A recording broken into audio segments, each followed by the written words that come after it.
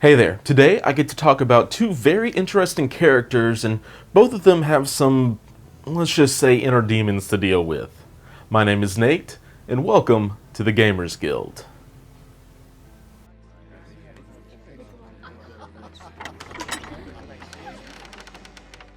Alright, so obviously I'm talking about one of my favorite Spider-Man villains with the Green Goblin, and the Spirit of Vengeance who inhabits Johnny Blaze, Ghost Rider. Both of these guys rock a decent-sized base with great mobility and have plenty of mean attacks and powers that they bring to the table. Then their tactic cards just bring them to another level of versatility and savagery. But more on that later. Right now I want to talk about the leader of the Spider Foes, Green Goblin, who is most of the time better known as Norman Osborn, at least during his day job. On his healthy side, he has a whopping 7 stamina, moves medium on a 50mm base, and is size 3 with a threat rating of 4. His physical defense is at 4, while his energy and mystical are both at 3. His first attack is Pumpkin Bombs. It has a range of 4, strength of 4, and a power cost of 0, and before choosing a target, Gobby gets to choose whether his attack will be physical or energy. It also has the usual bit about gaining power equal to the damage dealt. But most importantly, on a wild, the attack gains Bag of Tricks. Before damage is dealt, the enemy character gains one of the following status conditions: Bleed, Poison, or Incinerate. The last one of these is one that we have known about for almost a year now, but it is the first time we've actually seen it on a character. And because I'm going to be talking about it a lot in this video, I want to go ahead and mention how it works. It removes 1 die from the affected character's defense dice, so like shock but for defense, which can really help soften up some of the harder nuts to crack. It is worth mentioning that Incinerate will not affect dodge rolls or interact rolls based off of a defense value because it only affects the defense dice. Goblin's second attack is called Knight of the Goblin. It has a range of 3, strength of 7, and a power cost of 4. This attack also can swap between the physical and energy damage types like Pumpkin Bombs, but more importantly, if it deals damage, the target character gains both the Poison and Incinerate special conditions, which just makes for a really bad day. Before we get into his superpowers, we of course have his leadership ability, Oscorp Weaponry, which is just so thematic, by the way, because really while Osborn may be a leader, the Green Goblin isn't quite as much of one, so instead he just opens up his alter ego's armory to anyone who will join him on his spider hunt. It says once per turn, when an allied character is attacking, it can spend 1 power during the modify opponent's dice step. If it does, you may reroll 1 opposing defense dice. While it is unfortunately a once per turn, so it can't be utterly broken, it is still a really strong ability whenever you are trying to punch damage through. And with more and more attacks gaining extra abilities if the attack deals damage, or if you just need 1 more damage to get the daze or KO, 1 power is an easy price to pay, especially since the odds are against the player rolling the defense dice. So if you have the power to spare, it's worth it every single time. Well, unless you already have enough damage for the daze or KO. Gobby's first actual superpower is an active one called Hit and Run for the price of 2 power and an action. You can make a charge in reverse. That is to say, you can make an attack action followed by a move action, which is great for, well, doing a hit and run. Since Gobby has a longer range attack, this actually works better for him than a charge in most of the cases, whereas characters like Zemo need the move first to get into their shorter ranges. Green Goblin's next power is Trick or Treat. It is a reactive one that costs 3. It says, when an enemy character ends an advance or is placed within range 4 of this character, Green Goblin may use this superpower. Choose an interactive terrain feature of size 3 or less that is within range 2 of the enemy character that was moved or placed. Then destroy that terrain feature and the enemy character suffers a collision as if the terrain had collided with it. So basically, Green Goblin has a reactive throw that he can trigger at up to range 4, which is quite the bubble. And it's not something to be underestimated since this can daze the enemy mid-activation. It is worth clarifying here that Gobby can't use this ability after someone is thrown or pushed inside his range 4 bombing zone. So unfortunately you can't have Doc Ock throw someone into the Daily Bugle only for Norman to then use Trick or Treat and blow it up. However, this is a great ability to be able to throw off your opponent's plans as long as you have the power for it. Then we have Green Goblin's 2 innate powers, one of which is Flight, which is great since he is size 3, and it'll make dropping off Venom in Affiliation a really easy and strong play. The far more interesting ability to me is Arch Nemesis Peter Parker. When Green Goblin attacks Peter, he may modify or reroll failures, and may reroll any number of attack dice. However, at the start of Gobby's activation, if there is a non-dazed enemy Peter Parker within range 3 of Norman, his first action must be an attack action targeting Pete, if an attack is possible. The last bit there is a qualifier that is more about dealing with in case Peter Parker is out of line of sight and still within range 3. And interestingly, this actually still gets around Green Goblin getting staggered because a card that contradicts the core rules will take precedent, or at least in this case because Pagani said so. This is the kind of ability that I've been hoping they would include in the game to demonstrate some of the more intense rivalries from Marvel. I was wondering if maybe Peter and Norman wouldn't be allowed to be in the same roster at all, but this seems like a very thematic way to convey the hatred Mr. Osborn has for Peter without taking away one of the core pillars of the game that the game is built on. Now, this is normally the point in a character review where I say there are some minor or no changes on the injured side of this card, but not for the criminally insane apparently. Green Goblin's defenses, attacks, and superpowers all change on the backside of his card. So here's a quick rundown of all those changes.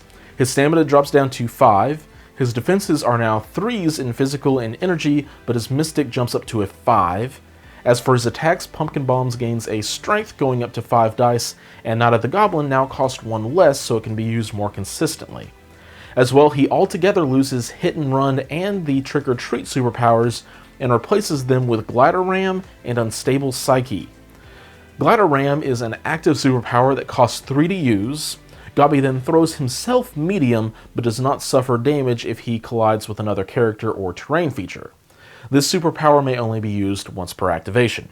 So basically this is a super pounce since Gobby is size 3 and he can hurl himself medium, which means it can just act as an expensive advance for him, leaving him able to attack twice later in the turn. His other new power, Unstable Psyche, is a bit of a double-edged sword. On the downside, Green Goblin can no longer interact with or hold objective tokens, but on the plus side, during the power phase, you roll 5 dice, and for each crit, wild, and hit rolled, he gains 1 extra power, which he can then use quite well between the Glider Ram and the Night of the Goblin. And with all of that said, we are finally done with his character card. And really for 4th threat, I think he's a great piece that plays pretty uniquely. He's extremely mobile between his medium move on the 50mm base and his superpowers. He doesn't hit particularly hard on his healthy side, but he can still drop some pumpkin bombs for status effects, and his Trick or Treats is able to do a decent bit of work as well. Then when he flips, he becomes a bit more vulnerable, but will also start more consistently putting out some serious damage, and he will have a decent supply of power backing him up for any tactic cards amongst other things. And while he can no longer interact or hold objectives, he is still able to secure objectives, which means he can still be an objective player.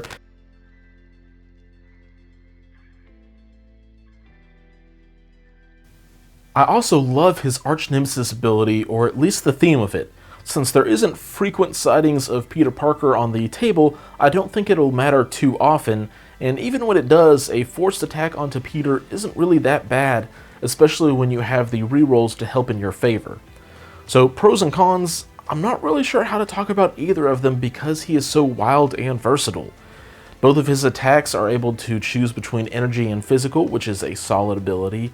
He also has a reactive throw, which can throw off your opponent's plans, and when he flips, he has the potential to be a crazy damage dealer.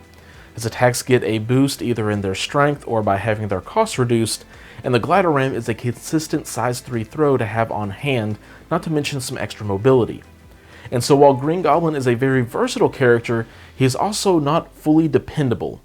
On his healthy side, there isn't a lot of damage output for a 4th threat character unless you spend a lot of power, and fishing for a wild on 4 dice isn't a lot of fun. The Trick or Treat is nice when it works, but it isn't triggered on your terms. Then when he flips, he becomes very dangerous, but he starts looking a lot like Gamora as far as his durability goes. And any objective that is important to interact with, like origin bombs or spider portals, it becomes useless as far as scoring points goes. Unless you count him stopping your opponent from scoring by dazing and KOing, but you get what I mean. There will be situations where he can't help with objectives once he is flipped. All in all though, I still like him. I think I am far more likely to use him than I would Ultron as my size 3 flyer for drop-off. And Incinerate is also really good. As far as other affiliations that he might plug into, well, the big one off the top of my head is Cabal to try and get the power generation going. But really, I think he likes it best with his fellow spider foes because of his leadership ability, but also because of his Well-Laid Plans tactic card. It is an active, unaffiliated team tactic card that requires Green Goblin and Dr. Octopus to spend 3 power each. Then roll 5 dice for each enemy character holding an objective token. The enemy character will suffer 1 damage for each crit and wild in the roll. Additionally, and maybe more importantly, a character damaged in this way drops all objective tokens it is holding. The player playing this card chooses the order in which enemy characters are affected. This card is fantastic. It can be played in several different ways to your advantage, whether it is at the end of a round so your opponent drops most if not all of their extraction objectives, or I've also seen it played at the beginning of a turn so that I had to drop all of my hammers and then Green Goblin started dual wielding them, and man, did those pumpkin barbs really start to hurt. Really, this is a great as long as there are several extraction objectives on the board, because it can cause a big swing in victory points, whether you are scoring them or if you're just stopping your opponent from scoring them. However, it probably shouldn't be brought in for a mission where there's only 1 extraction objective, like the Kree Power Core. But I definitely think this should be at least in your 8 if you're running the spider foes. And before I move on, I want to give my 2 cents on the new affiliation. As it stands, obviously the affiliation has not been fully fleshed out. There are numerous characters still coming that have been teased with the leadership card, like Kingpin, Mysterio, and Carnage. As well, at the moment, they don't actually have any affiliated tactic cards, which puts them at a slight disadvantage, though you could probably make an argument that Well-Laid Plans might as well be one. However, they have a very universally good leadership ability. One of its downsides is that it can only be used once per turn instead of once per attack, but at the same time that means it won't be something trying to consume all of your power along the way. Also, it should give you an indication of just how strong this ability is if Atomic Mass Games decided it needed to be once per turn instead of once per attack. So I think once we see the affiliation a bit more fleshed out, they will be a blast to play with because, well, chaos, and they'll bring it to any board that they find their way to. With Gobby and his fellow spider foes done, let's talk about the Spirit of Vengeance, better known as Ghost Rider. He has the alter ego of Jonathan Blaze and has 7 stamina, moves medium on a 65mm base, is size 3, and has a threat rating of 5. His physical defense is 3, while his energy and mystic defenses are both at 4, which is a pretty reasonable defense line. His first attack is Chains of Damnation. It is an energy attack with a range of 3, strength of 6, and a power cost of 0. After the attack is resolved, Johnny will gain power equal to the damage dealt, and on a wild, the enemy will gain the Hex special condition, which negates the exploding dice of crits, which can really help prevent sudden damage or defense spikes. All in all, this is a solid attack on par with Thor's and MODOK's, clocking in at 6 strength, but this one does have a range of 3 and it's energy, which has the weakest average defense in the game, so a pretty good place to start. From there, he has the Flames of Hell energy attack. It is a beam 3 with a strength of 5 and a power cost of 2, and if it deals damage, the target character gains the Incinerate special condition. Being able to hit multiple people is always nice, but being able to hit multiple people and hand out a status condition along the way is just fantastic. And again, it's an energy attack, which means that damage is that much more likely to get through. As if these two weren't an arsenal enough, Ghost Rider's last attack is his infamous Penance Stare. It is a mystic attack with a range of 3, strength of 5, and a power cost of 5, which at first glance seems like a terrible rate until you get to the abilities on the attack. The first ability is that he gets to add dice onto his attack roll up to the amount of power the target character has to a maximum of 5. So now we are looking at a 10 dice mystic attack. that also has the ability of, instead of gaining power for the damage dealt by this attack, the target character loses 1 power for each damage dealt. Which, makes Ebony Maw's "you don't gain power" big attack look rather weak in comparison. Then Ghost Rider has 3 superpowers to round out his kit. The first is all about the bike. Hell on Wheels is an active superpower that costs 3 power. It says, advance this character long. This power can only be used once per turn. Long, on a 65mm base. Just to give you an idea, Ghost Rider's typical medium move makes him faster than Baron Zemo as it is. Giving him a long advance is crazy strong, especially since it doesn't cost an action. Now he can easily bounce from objective to objective with that ability. Then he has 2 other superpowers that work very closely with one another. The first is Wicked's Judgment. It is a reactive ability that costs 2 power. Ghost Rider can use it after an attack has been made by an enemy character that is within range 3 of him, but that attack has to target another allied character. Then the attacking character suffers 1 damage for each critical in its roll. So while it's a bit conditional, I actually really like this ability because there isn't any luck or dice involved. You already know how many crits were in the roll, so you know how much damage this ability will do, and if it's worth using it. The ability that works really nicely with Wicked's Judgment is Spirit of Vengeance. It is an innate ability that lets Ghost Rider gain 1 power after an attack has been made by an enemy character that is, again, within range 3 of Ghost Rider, but that attack has to target another allied character. These abilities may seem a little weird or maybe even out of place, but they wrap him up in a bow with one of his big tactic cards that works with them really well. But before I dive into that, it's worth mentioning that unlike Goblin, there is only 1 minor change on the other side of his character card, and that is that he loses 1 stamina, going down to 6 on his injured side. So I feel like I cannot fairly evaluate Rider here without talking about his tactic cards first, or really just one of them, because it is as much a part of him as Lethal Protector is a part of Venom, or Usurp the Throne is a part of Killmonger. Deal with the Devil is a unaffiliated reactive team tactic card that says, if Ghost Rider is KO'd, he may spend 4 power to play this card before he is removed from the battlefield. Choose another allied character. Ghost Rider removes all special conditions, damage, and activated tokens, and drops all objective tokens, and is then placed within range 1 of the chosen allied character. If the chosen character is healthy, flip Ghost Rider's card to the healthy side. Enemy characters within range 2 of Ghost Rider suffer the Incinerate special condition, and then the chosen allied character is KO'd. So basically, Ghost Rider has an Age of Ultron-esque card that lets him come back to the battlefield and swinging. There are definitely some downsides, sacrificing another character to bring him back, but you're bringing back a solid 5-threat beater and having to sacrifice maybe a Wong or Black Widow, which is a worthwhile trade, especially if it's later in the game.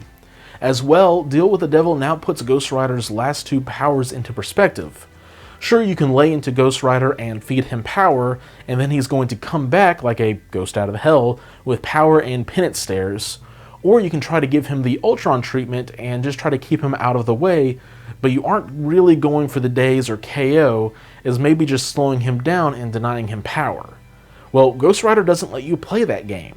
So you can ignore him, but pay the price, or you can just lay into him, only to regret it the next turn or the turn after that. This card really helps this character become a difficult piece for your opponents to deal with, whereas without it, you can just target him down without much hesitation. So all in all, Deal with the Devil makes Ghost Rider a very hard to play around character who's already the fastest in the game. And honestly, he just looks like a lot of fun to play.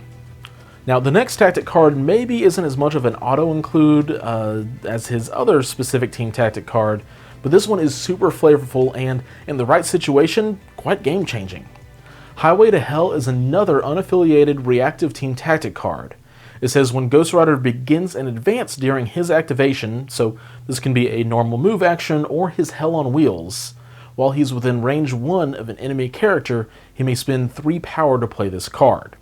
When Ghost Rider ends this move, place that enemy character within range 1 of him. The enemy character suffers the Incinerate special condition. Since there is no size restriction here, Ghost Rider can take just anyone for a ride, and if he had to pick himself up after getting dazed or KO'd, this can be a fun card to get him back into the action and start laying a beat down where he needs to. So now that we've seen everything Ghost Rider has at his disposal, let's talk about some pros and cons. The pros I think stand out quite well. He is currently the fastest character in the game, and that's before you take into account superpowers, which he would still win that race because of his hell on wheels. His attacks are also all really nice, whether it's just the weight of dice you can roll from the Penance Stare, or the additional conditions he can put out from some already solid attacks. Either way, you can't go wrong with them. I do want to put his 2 superpowers that trigger from other models being attacked in a neutral area of not great but not bad. They work really well with his Deal with the Devil card, but it also encourages Ghost Rider's demise by being targeted down really quickly, so it's a little bit of a balancing act there.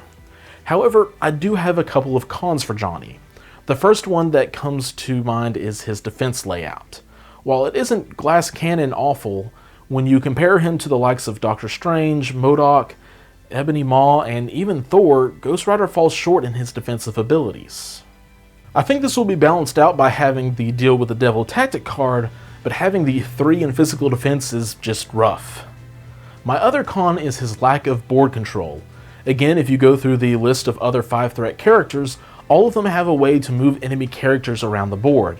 This is again something that can be mitigated with the use of a tactic card for Ghost Rider, but that's a one-time use, so it doesn't fully cover the gap caused by his lack of objective control. At the end of the day, Ghost Rider is going to be a fantastic question for your opponents. And if they can't answer that question, they won't automatically lose the game or anything, but they will have to contend with the fastest character in the game who can pump out beam attacks and the occasional Penance Stare to wreck your opponent's team. And almost oddly, I don't think he's going to be very power hungry. He will either be targeted down and get power in the process, but if he isn't the target of your opponent's attacks, then he gets power for that too. But where does he fit? The most obvious place is alongside his fellow defenders for a few reasons. With his large health pool, Wong and Strange's healing abilities will be very nice for Ghost Rider's sustainability, as will the defender's playstyle if Strange is nearby to increase Ghost Rider's defense. And because it seems that the defenders want to play on the E objective, like Gamma Shelters, where people, allies, and enemies alike are gathered up to take advantage of Doctor Strange's ability, which will also then help Ghost Rider's last 2 superpowers come into effect a lot more frequently. As well, he has plenty of options for whom to use Deal with the Devil on. Wong and Hawkeye are the likely choices that stand out in Affiliation because they're both usually going to be in the back and trying to stay healthy. As well, being able to use the Mystic Empowerment on his Beam Flames of Hell attack so that it gives out Incinerate and Hex upon dealing damage is a powerful combo. The other affiliation I really like Ghost Rider in is with the Avengers.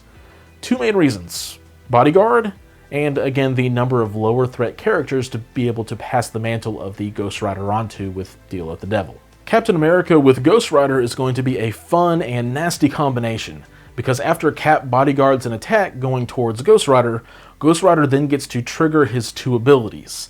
And if your opponent rolled enough crits, you can take advantage of the Avengers leadership ability to turn around and use the 1 power you gain from the Spirit of Vengeance to use on Wicked's Judgment, since it'll only cost 1 power. So those are my top 2 picks of where to put Ghost Rider. And at this point, I think I'm only going to talk about the top 2 or 3 affiliations for a character that I think they will benefit from the most, because there are just so many affiliations now. Really, it's a great problem to have, but before I wrap things up, I want to express my gratitude to all the members of the Guild Hall who have been supporting the channel over the past month. While the Patreon has only been live for about a month now, I am floored by the amount of support you all have shown and given for the channel. If you've been watching the Guild for a while now and enjoying it, please swing by the Patreon page. It's a monthly charge of just $3 or $5 a month that really adds up to help out the channel. I'll have a link down to the Patreon page below. As well, down there you can find a link to the Guild's Facebook page and my email address if you have any questions about the game or just some rules questions. As always, thank you all for watching, and until next time, keep on gaming.